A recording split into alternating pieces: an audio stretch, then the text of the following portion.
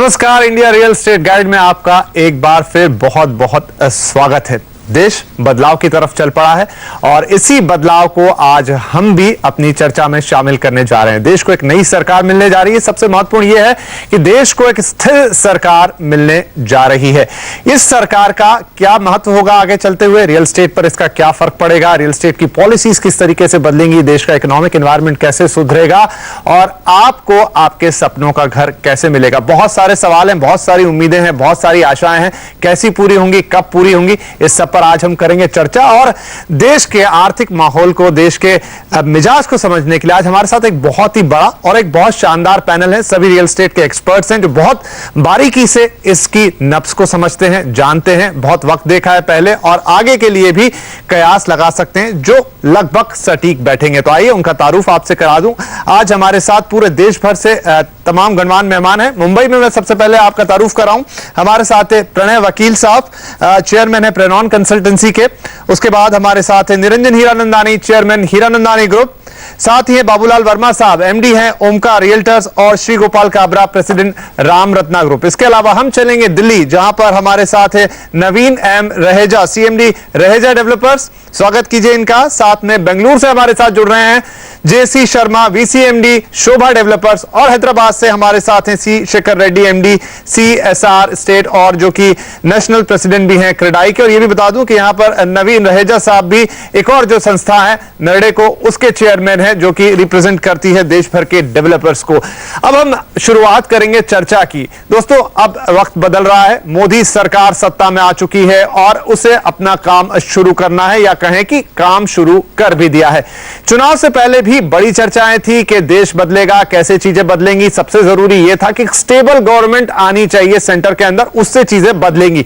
अब जबकि एक स्थायी और एक मजबूत सरकार हम केंद्र में देख रहे हैं, इसका क्या इफेक्ट होगा, इसकी चर्चा की शुरुआत करते हैं। निरंजन जी, क्या फर्क पड़ेगा एक स्थायी सरकार जिसकी उम्मीद शायद बिल्कुल नहीं थी, कोएलिशन के ईरा में हम चल रहे थे लगभग 20-30 साल से, और अब जबकि एक स्थायी सरकार मिली है, कैसे चीजें बदलेंगी? मेरे अंदाज से आपको सरप्राइज इतने आएंगे जितने आप सोच भी नहीं सकते थे। अभी 2 मिनट पहले हमें इंफॉर्मेशन मिली कि नवाज शरीफ साहब यहां पधार रहे हैं उनके स्वेरिंग इन के लिए। तो मेरे अंदाज से जिस हिसाब से वो परिवर्तन चाहते हैं, जैसे हम उनके मैनिफेस्टो में बताया है कि हम 7 साल के अंदर, 8 साल के अंदर 25 मिलियन घर हम बनाएंगे शहरों में, 45 मिलियन मकान हम रूरल एरियाज में बनाएंगे, और ये हमारा टारगेट है। तो हम इससे सोच सकते हैं कि जब टारगेट इतनी बड़ी है तो हमें परिवर्तन तो लाना ही है। पर मेरे अंदाज से ये परिवर्तन नहीं होगा, एक क्रांति होगी। आप समझिए कि एक हाउसिंग रेवोल्यूशन बन जाएगा, आप ये 1 साल के अंदर देखेंगे। जी, क्रांति होगी। प्रणय सर, आपका सबसे ज्यादा अनुभव यहां पर इस पूरी डेस्क पर है। आपको लगता है ये जो शब्द इस्तेमाल किया निरंजन जी ने, लगभग यही हम होता हुआ देखेंगे? देश के इंफ्रास्ट्रक्चर में बदलाव होगा, देश के हाउसिंग सेक्टर में बदलाव होगा और एक क्रांति हमें दिखाई देगी। एक अपॉर्चुनिटी है, बड़ी बड़ी अपॉर्चुनिटी है, और अगर बताए तो इट्स नाउ और नेवर। इससे बड़ी अपॉर्चुनिटी किसी गवर्नमेंट को अभी तक मिली नहीं है। उसका जो लिवरेज करके डिलीवरी करें, तो इतने साल से जो हम लोग सफर कर रहे हैं उसका सॉल्यूशन दिखाई देता है। तो मेरे ख्याल से what has happened is very very good for the industry. We can only go forward from here, not backwards, is my way. Right. Naveen Raheja साहब, आप इस पूरे बदलाव को शायद सबसे नजदीक से दिल्ली में बैठ के अनुभव कर पा रहे होंगे। यहां जो 2 विचार आए, आप उससे इत्तेफाक रखेंगे कि यह अब एक बहुत बड़े बदलाव का सूचक है, बहुत बड़ा बदलाव हम देखने जा रहे हैं। पूरा देश तो बदलेगा, लेकिन अगर हम बात अपनी लिमिटेड रखें सिर्फ हाउसिंग इंडस्ट्री तक, सिर्फ रियल एस्टेट तक, वहां भी बहुत बड़ी क्रांति आने वाली है। इसी वीक में 3 दिन पहले मेरे को अपॉर्चुनिटी मिला था हाईएस्ट रैंक में जाके डिस्कस करने का, इसके बारे में, रियल एस्टेट के बारे में। मेरे से ये बताया कि आप 7 दिन के बाद देखिए क्या होता है इस मुल्क में। हर एक जो 60 साल में, हम ये नहीं कहते सिर्फ रियल एस्टेट को ही प्रॉब्लम आया है, रियल एस्टेट के में डेवलपर्स को तो प्रॉब्लम हम तो फेस कर ही रहे हैं, लेकिन देश कितनी प्रॉब्लम फेस कर रहा था। हमने क्या देखा है, यहाँ पे सब जगह पे स्लम्स की फॉर्मेशन हुई है, टॉयलेट्स नहीं है, गंदगी है, कोई सिस्टम नहीं है, और आम आदमी को आज घर का सपना पूरा जो है अभी तक नहीं हुआ है, इतने सालों के, इतने डिकेड्स के बाद भी नहीं हुआ है। लेकिन इतनी उम्मीद जाग रही है, इतनी आशाएं हैं, और लगता है कि जिस तरीके से पॉजिटिव सेंटीमेंट से बात भी ये लोग कर रहे हैं, बीजेपी के लीडर्स बात कर रहे हैं, उससे लगता है कि बदलाव निश्चित आ रहा है और हम सब लोग उसके लिए तैयार हो जाएं। रियल एस्टेट के ऊपर 200 से ज्यादा इंडस्ट्री डिपेंड करती है, सेकंड लार्जेस्ट जो है एम्प्लॉयमेंट जनरेटर है, सेकंड लार्जेस्ट जीडीपी जनरेटर है। अगर ये चीज की हैंड होल्डिंग के लिए गवर्नमेंट खुद तैयार है आज, तो इस देश में रियल एस्टेट के साथ साथ हमें पूरी उम्मीद देनी चाहिए कि इकोनॉमिक डेवलपमेंट की एक क्रांति आने जा रही है। काबरा जी, उन्होंने कहा कि 200 से ज्यादा इंडस्ट्री साथ में जुड़ी है, आप भी अलाइड इंडस्ट्री से आते हैं, कैसा बदलाव आप महसूस कर रहे हैं? मेरे को तो लगता है कि पूरा देश अभी एक्सपांशन मोड पे है और जिसकी बहुत दिनों से इंतजार था, सबने अपने एक्सपांशन रोक के रखे थे। अब सभी लोग अपने एक्सपांशन की जो तैयारी को एक बंद बिस्तर में बांध के रखा था उसको खोल देंगे और सब लोग एक्सपांशन करेंगे, क्योंकि लोगों को उम्मीद काफी है। और ये चुनाव भी, जैसे पिछले इंटरव्यू में कहा था कि विकास के मुद्दे पे चुनाव लड़ा गया और विकास के मुद्दे पे ये सरकार और हमारे नवनिर्वाचित प्रधानमंत्री वो भी विकास के मुद्दे पर आए हैं। उनको मैंने अतीत में भी सुना है कि बिल्डर्स के प्रोग्राम में 10 साल पहले जो गुजरात के मुख्यमंत्री थे, तो उनका एक कहना था कि मेरे को देने को कुछ नहीं है, मैं एक प्लेटफॉर्म प्रोवाइड करूंगा। इस देश के हम लोग जो हिंदुस्तानी लोग हैं, हमारे पास ताकत बहुत है, इंटरप्रेन्योर है, हमको एक अच्छा प्लेटफॉर्म चाहिए और हमको ऐसा लगता है कि ये प्लेटफॉर्म अब आ गया है और ये प्लेटफॉर्म जल्दी सबको मिलने वाला है। चलिए, तो यहाँ पर आशाएं जो हैं वो उफान पर है और जिन लोगों की आप बातें सुन रहे हैं इन्हें बरसों का अनुभव है, तो इन बातों को हल्के में मत लीजिए कि ये कहने के लिए कह दी गई हैं। हमारे जो सारे पैनलिस्ट हैं वो, अगर मैं रियल एस्टेट के कहूं, चमकते हुए सितारे हैं। तो इस चर्चा को और आगे बढ़ाएंगे। छोटा सा विराम ले रहा हूं, बाबूलाल जी से पूछेंगे कि जो सारी बातें हो रही हैं वो हकीकत में बदलते हुए कैसे दिखेंगी। साथ ही चलेंगे बेंगलोर, जहां जेसी शर्मा जी से थोड़ा सा अर्थशास्त्र समझेंगे कि ये होगा कैसे, और बात करेंगे रेड्डी साहब से कि उनका क्या है, जब वो नटकॉन कर रहे थे पिछले साल, यहां पर बड़े नेताओं को बुलाया था बीजेपी के, तो क्या उनके पास वहां से टिप्स आई कि आगे क्या हो सकता है। ये सारी बातें करेंगे इस ब्रेक के बाद।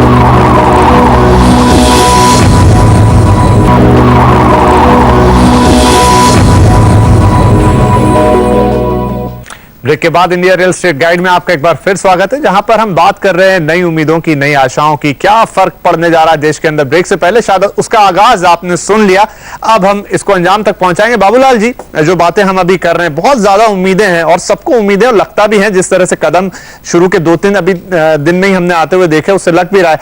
आपको लगता है कि चीजें जब धरातल पर उतरती हैं तो थोड़ा अंतर आ जाता है, क्योंकि जो ग्राउंड रियलिटीज है वो थोड़ी हार्ड है, क्या मुश्किलें लगती हैं आपको?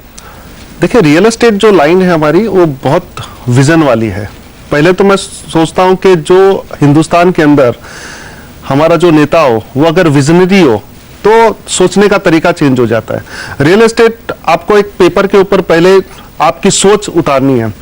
नरेंद्र मोदी जी जो उनकी जो सोच है, उनको 100 स्मार्ट सिटीज बनानी है, उनके दिमाग में बैठा हुआ है। उन्होंने गुजरात मॉडल को ऑलरेडी उन्होंने सोचा है कि मैं कैसे 10 साल पहले सोचा था और उन्होंने करके दिखाया। वैसे ही इंडिया के अंदर अभी उनके पास जो पूरा का पूरा पिक्चर है, उनके पास पूरा आ गया है। अभी जब कभी भी आप देखोगे कि आप छोटे से बड़े रूप में जाते हो तो थोड़ी सी जरूर सोचने का तरीका या काम करने का ढंग अलग हो सकता है, लेकिन मुझे लगता है जो ताकत है मिस्टर मोदी के अंदर और जो विजन है, वो अगर छोटी मोटी तकलीफें भी आएंगी तो मुझे लगता है वो पूरी उनसे निपट लेंगे। यहाँ चलेंगे जेसी शर्मा साहब के बाद, एक अच्छे डेवलपर होने के साथ अच्छे अर्थशास्त्री भी हैं। सर, अर्थशास्त्र के हिसाब से देखें तो अभी कई उनके सामने दिक्कतें हैं। यहाँ इन्फ्लेशन से उन्हें लड़ना होगा जो कि काफी ऊपर है, इंटरेस्ट रेट काफी ऊंचे हैं, उनसे मुकाबला करना होगा, क्योंकि जब तक इन्फ्लेशन नीचे नहीं आएगा, फिस्कल डेफिसिट एक ये बड़ा सिरदर्द रहेगा मोदी जी के लिए। इन सबको काबू में जब तक नहीं करते हैं तब तक अर्थव्यवस्था जिसे कहते हैं एक स्लिम हमें नहीं दिखाई देगी। आपको क्या लगता है कैसे आगे बढ़ेंगे?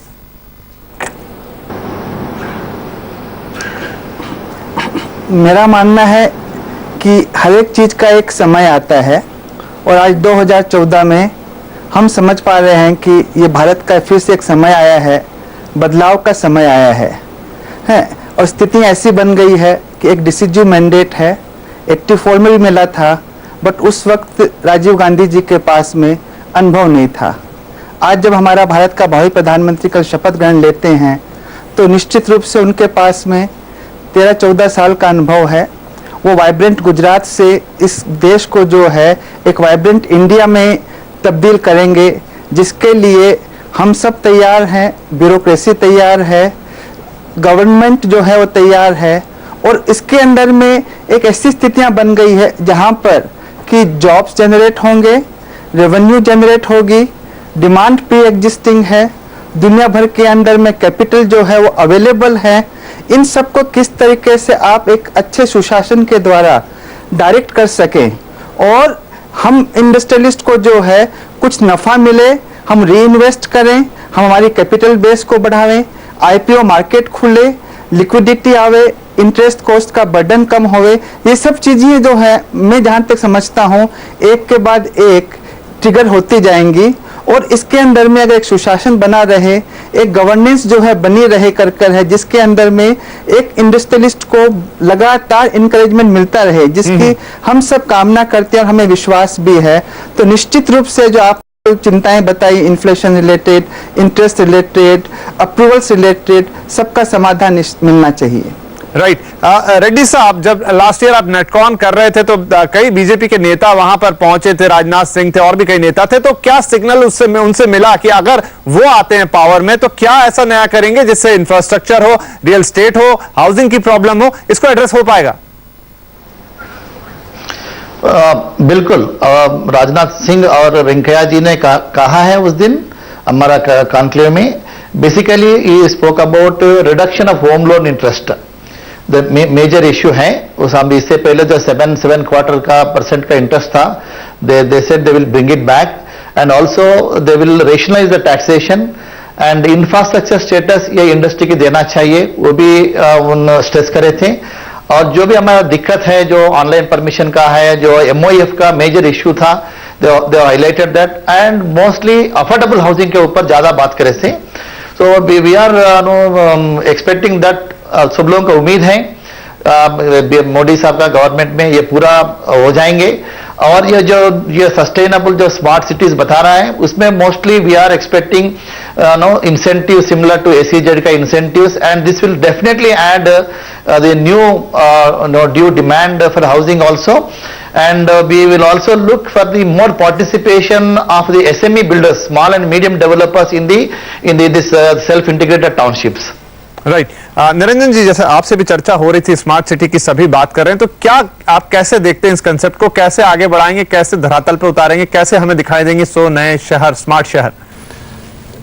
दो चीजें हैं। एक तो मेट्रोपॉलिटन टाउन से जैसे मुंबई शहर है जहां रीडेवलपमेंट की बहुत आवश्यकता है, 50% से ज्यादा लोग झोपड़पट्टी में रहते हैं, लेकिन उसमें से लगभग 50-60% अफोर्ड कर सकते हैं उनका घर, तो वो उसी साइज के घर हम बना के उनको दे और उनको बैंक लोन दे, सिक्योरिटाइजेशन ऑफ लैंड कर दें, तो उनको वो मकान वो खरीद सकते हैं। तो हमें जो परिवर्तन लाने की आवश्यकता है शहरों में वो है रीडेवलपमेंट की है और मास्टर प्लानिंग।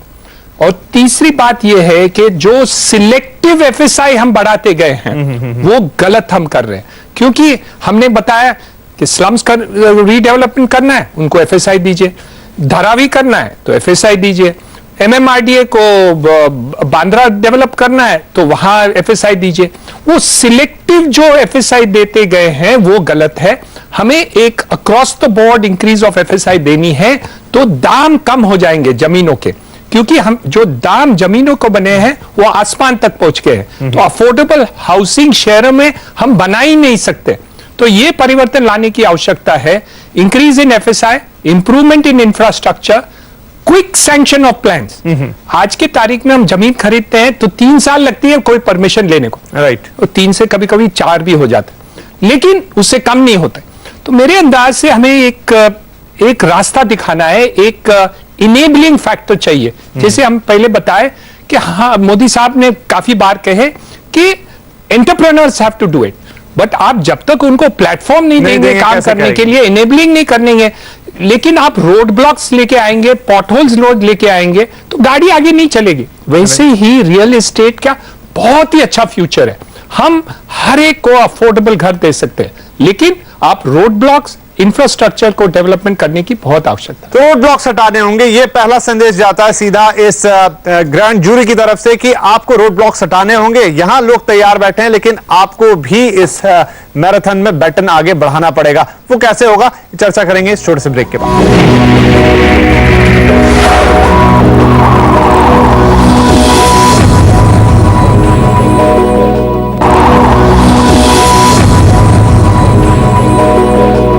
Welcome back. आप देख रहे हैं इंडिया रियल एस्टेट गाइड, जहां पर चर्चा हो रही है कि अब नई सरकार नए दिन, लेकिन रियल एस्टेट में क्या कुछ नया होगा, इस पर हमारी ग्रैंड जूरी यहां पर बैठी है। लगातार कई हफ्तों तक हम इस पर चर्चा करेंगे कि आखिर ये बदलाव आएगा कैसे, जिसकी सबको उम्मीद है, चाहे घर बनाने वाले हों, चाहे घर खरीदने वाले हों। लेकिन अपने पहले हफ्ते के इस डिस्कशन को कंक्लूजन पर लेकर आए।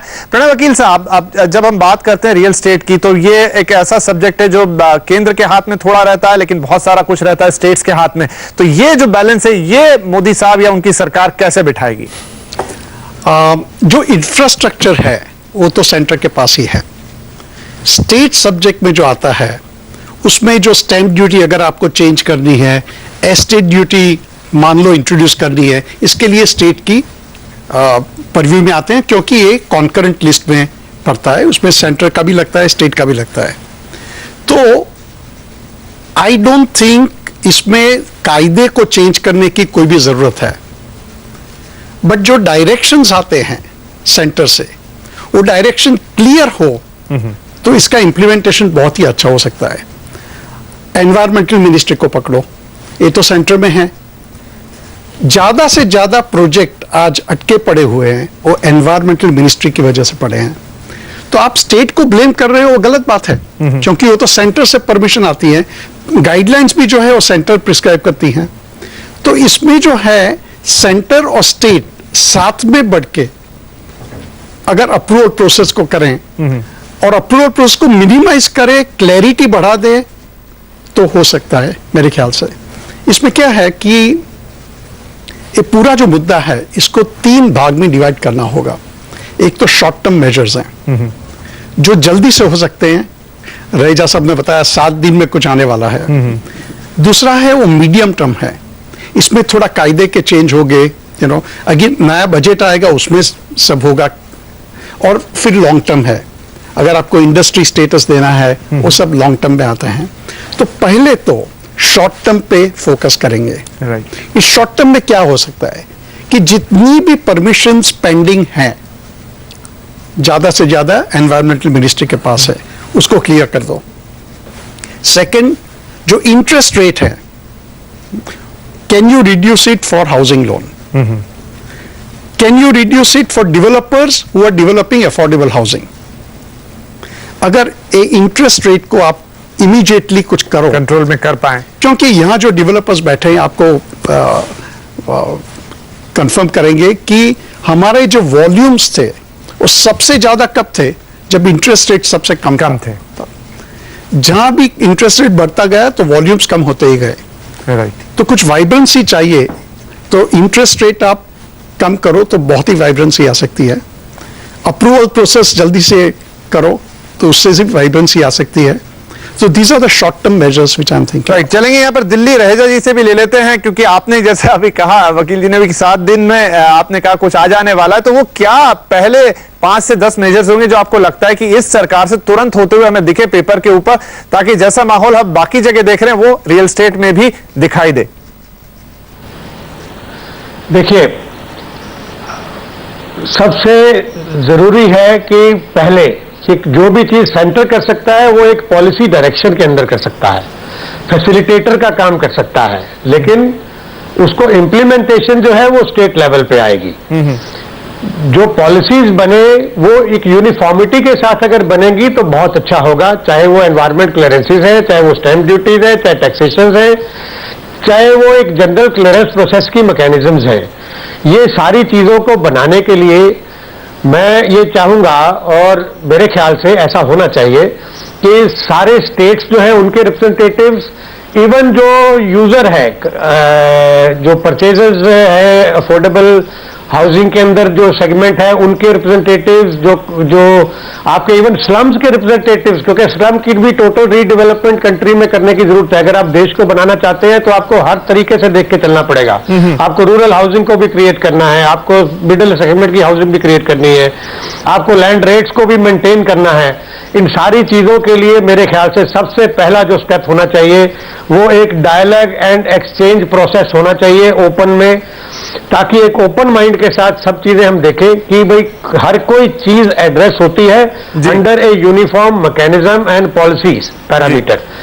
ये जो अफोर्डेबल हाउसिंग है इसके अंदर कोई लाइसेंस फीस वगैरह और कोई गवर्नमेंट के चार्जेस जो है गवर्नमेंट को लेवी नहीं करने चाहिए।